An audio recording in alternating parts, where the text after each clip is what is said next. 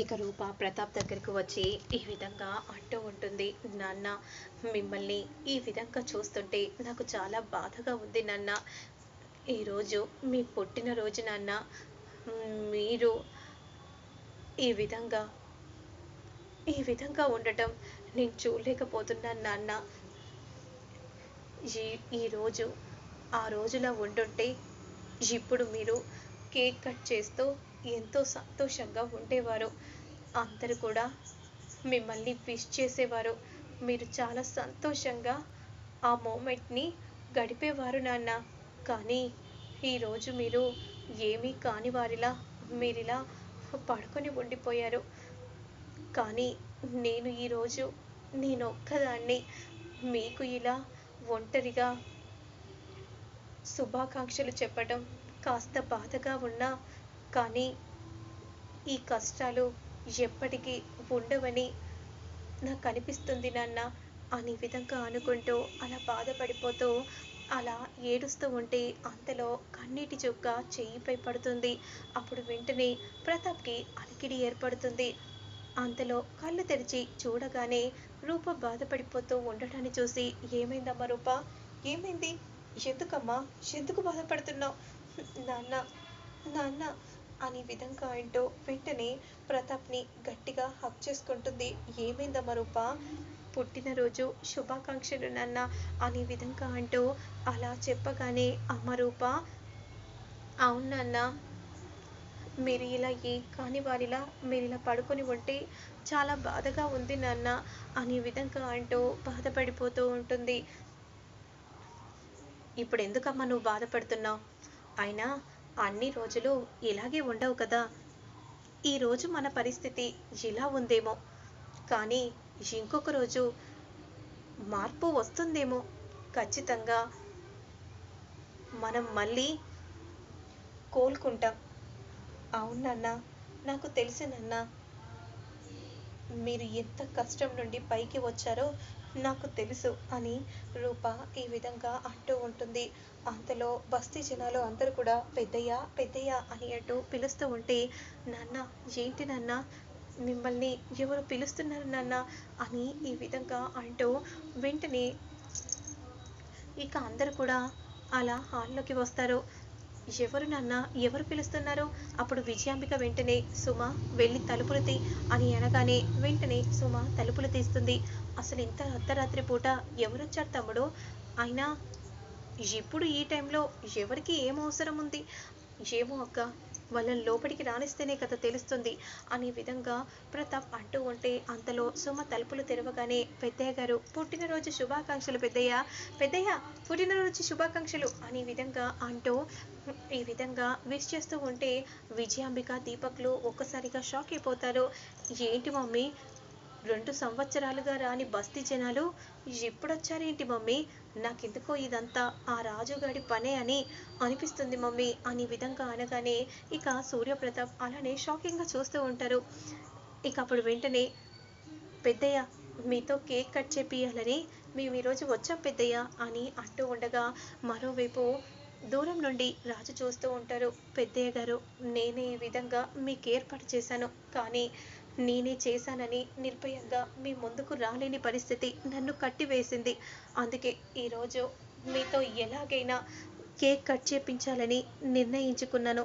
అందుకే పెద్దయ్య, నేను ఈ మారు వేషంలో మీ ముందుకు రాబోతున్నాను అని ఈ విధంగా అంటూ వెంటనే ఇక రాజు, జరగండి జరగండి, అసలే మా సార్కి పుట్టినరోజు శుభాకాంక్షలు చెప్పాలి, మీరే చెప్తారా, నేను చెప్పకూడదా ఏంటి అనే విధంగా అంటూ అలా రాజు మారు వేషంలో రాగానే రూప అలానే చూస్తూ ఉంటుంది. మమ్మీ చూసావు మమ్మీ, ఖచ్చితంగా వీడు రాజునే మమ్మీ.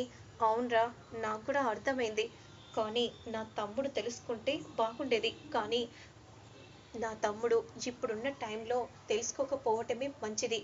లేదంటే మనం వాళ్ళింట్లోనే ఉంటున్నామన్న సంగతి ముత్యాలు బయట పెట్టేస్తుంది. అప్పుడు మనల్ని ఇక్కడ నుండి కూడా పంపించేసేస్తుంది. ఆ ఇంట్లో ఏం జరుగుతుందో ఇక మనకు ఏమీ తెలియదు. కాబట్టి మనం తెలిసినా నోరు మూసుకొని ఉండక తప్పదు అని విజయాంబిక దీపక్తో అంటూ ఉంటుంది. అవును మమ్మీ, అసలు ఇంత తక్కువ టైంలో మనం ఇలా తలకిందులు అయిపోతామని అనుకోలేదు అని దీపక్ అంటూ ఉంటారు. మరోవైపు కేక్ కట్ చేయండి పెద్దయ్య, కట్ చేయండి అనే విధంగా అంటూ వెంటనే అలా కేక్ని తీస్తూ ఉంటారు. పెద్దయ్య, పుట్టినరోజు శుభాకాంక్షలు పెద్దయ్య అనే విధంగా అనగానే ఒక్కసారిగా ప్రతాప్ షాక్ అయిపోతారు. ఏమన్నావు నువ్వు అనే విధంగా అంటూ ఉంటే రాజు అన్న మాటని గుర్తు చేసుకుని రాజు కూడా ఇలాగే నన్ను పిలిచేవాడు కదా అని మనసులో సూర్యప్రతాప్ అనుకుంటూ కోపంగా చూస్తూ ఉంటే, అంటే పెద్దయ్య గారు మీరు ఎంతైనా పెద్దవారు కదా, అందుకే కేక్ కట్ చేయమని అన్నాను, అంతే సార్ అని ఈ విధంగా అనగానే వెంటనే ఇక బస్తీ జనాలు కట్ చేయండి సార్ అనే విధంగా అంటూ ఉంటే సూర్యప్రతాప్ వెంటనే కేక్ని కట్ చేస్తాడు. ఇక అలా అందరికీ కూడా తినిపిస్తూ ఉంటారు. మరి ఇక మేము వెళ్ళొస్తాం సార్, అమ్మ రూప వెళ్ళొస్తామమ్మా అనే విధంగా అంటూ వెంటనే అలా బస్తీ జనాలు వెళ్తూ ఉంటే, నాన్న నేను అలా బయటికి వెళ్ళి సెండ్ ఆఫ్ ఇచ్చేసి వస్తాను నాన్న, సరే అమ్మ రూప త్వరగా రా అనే విధంగా అంటూ వెంటనే సూర్యప్రతాప్ రూమ్లోకి వెళ్ళిపోతూ ఉంటారు. ఇక అంతలో బస్తీ జనాలు అక్కడి నుండి వెళ్ళిపోగానే అప్పుడు రూప వెంటనే రాజు అని పిలవగానే వెంటనే రాజు వెనుతిరిగి రూపని చూస్తారు. అమ్మాయి గారు, మీరు నన్ను రాజు నువ్వు ఎన్ని రూపాలు వేసుకున్నా నేను నీ భార్యని, నిన్ను నేను గుర్తుపట్టలేనా చెప్పు రాజు, నాన్న సంతోషం కోసమే కదా నేను బాధపడుతుంటే నా బాధను చూడలేకే కదా రాజు నువ్వు ఈ విధంగా ఏర్పాటు చేసావు. అవునమ్మాయి గారు, నేను ఉన్నంతకాలం పెద్దయ్య గారి సంతోషాన్ని కోరుకుంటాను. ఆయన పెద్దయ్య గారు నన్ను ఏదో ఒక రోజు అల్లుడిగా స్వీకరిస్తాడు, నాకు ఆ నమ్మకం ఉంది.